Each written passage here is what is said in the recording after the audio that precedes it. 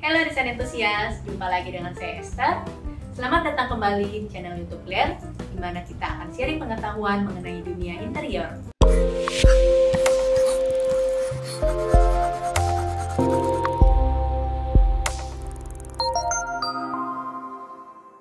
Kali ini kita akan membahas mengenai gaya modern industrial. Sejak tahun 2016, gaya ini populer di Indonesia dan banyak diaplikasikan di kafe, kantor, bahkan rumah tinggal. Apa itu gaya industrial? Seperti namanya industrial, gaya ini mengambil inspirasi dari struktur dan detail bangunan industri, seperti gudang dan pabrik. Bagaimana awal munculnya gaya modern industrial ini? Seperti yang pernah kita bahas di video sebelumnya, gaya industrial muncul pada era modern di awal abad ke-20. Mulai dengan adanya revolusi industri kedua, yaitu saat ditemukannya tenaga listrik, banyak pabrik-pabrik bermunculan. Namun berikutnya, karena Perang Dunia Pertama dan globalisasi, bangunan industri tersebut banyak yang terbengkalai akibat tutup ataupun pindah. Pasca perang pun tentunya perlu pemulihan karena perang menghabiskan biaya yang tidak sedikit, sehingga gaya hidup harus ditekan dan harus memanfaatkan kembali apa yang ada. Salah satunya bangunan yang terbengkalai tersebut. Lalu apa sih karakteristik dari gaya modern industrial? Mari kita bahas. Yang pertama adalah open layout tanpa banyak sekat. High ceiling, areanya luas.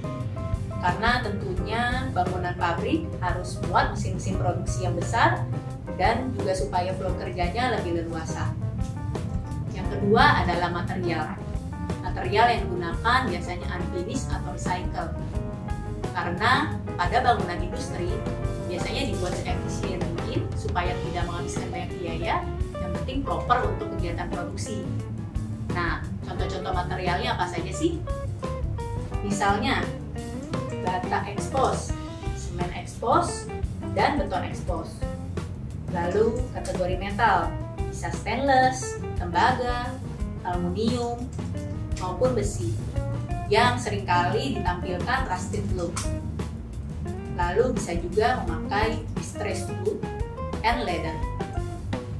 Lalu warna yang digunakan biasanya adalah warna-warna natural dan warna-warna alam, hasil alam seperti abu-abu, hitam, putih, maupun coklat. Nah, berikutnya adalah expose ceiling. Mengimplementasikan ceiling di bangunan industrial yang rangkanya terbuka tanpa ditutup plafon. Sehingga untuk bangunan masa kini yang umumnya banyak utilitas dan ducting di ceiling, seperti pipa air, pembuangan udara, dan pipa listrik, dan sebagainya, sebisa mungkin tidak ditutup dan hanya dirapikan saja. Nah, berikutnya adalah jendela-jendela yang besar. Biasanya pada bangunan industri terdapat jendela besar sebagai pencahayaan alami supaya tidak boros listrik dan juga berfungsi untuk mengawasi pekerja dari luar. Yang terakhir adalah furnishing. Furnishing biasa memanfaatkan barang-barang vintage dan recycle seperti lampu-lampu gantung yang unik yang dibuat dari bahan-bahan bekas. Furniture pun dari bahan-bahan furniture yang antik, unik dari masa lalu. Lalu juga rugs dan tanaman hijau. Biasanya tanaman menggunakan tanaman yang hijau daun tanpa ada warna-warni bunga. Ada kekurangan dan kelebihan yang harus kita perhatikan sebelum mengimplementasikan gaya ini dalam desain. Nah, kelebihannya. Yang pertama tentunya lebih efisien budget karena kita bisa memanfaatkan kembali barang-barang bekas dan kita tidak perlu banyak mengeluarkan biaya untuk finishing. Yang kedua, unik karena kita harus lebih kreatif dalam mengolah barang-barang bekas menjadi berfungsi kembali dan tentunya indah.